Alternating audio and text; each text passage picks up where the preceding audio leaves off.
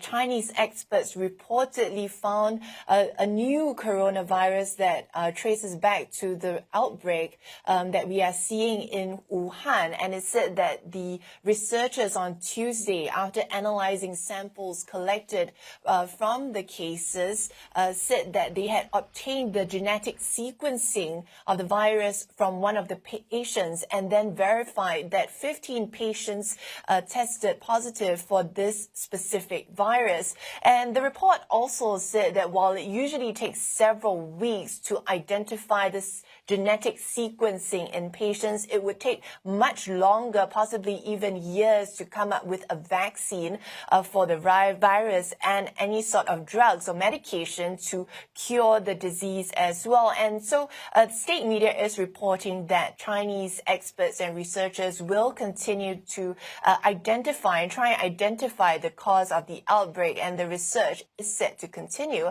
And if you're wondering, what exactly is the coronavirus? Well, it can cause respiratory and intestinal diseases, and of the 6 coronaviruses known, 4 are common and cause, more minor symptoms that are more similar to the common cold, but 2 of them, which we would be familiar with, are far more serious, and that is the severe acute respiratory syndrome, or SARS, as well as the Middle East respiratory syndrome, and that had caused hundreds of deaths during the outbreak, a few years back.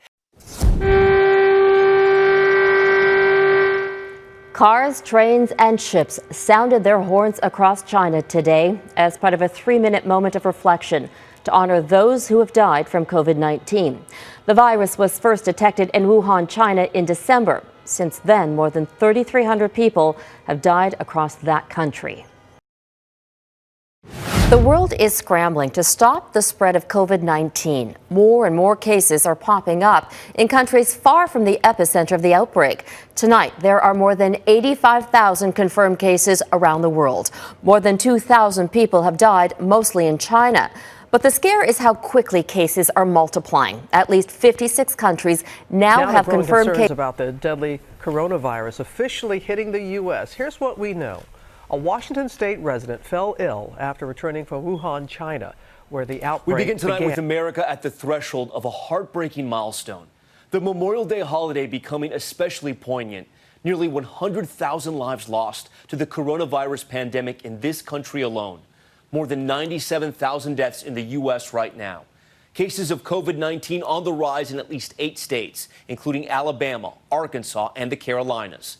Late today, President Trump issuing a new COVID-19 travel ban, blocking non-U.S. citizens traveling from Brazil, which is now just behind the U.S. in number of cases. The New York Times with a powerful front page, the names of 1,000 victims, 1% of the lives taken.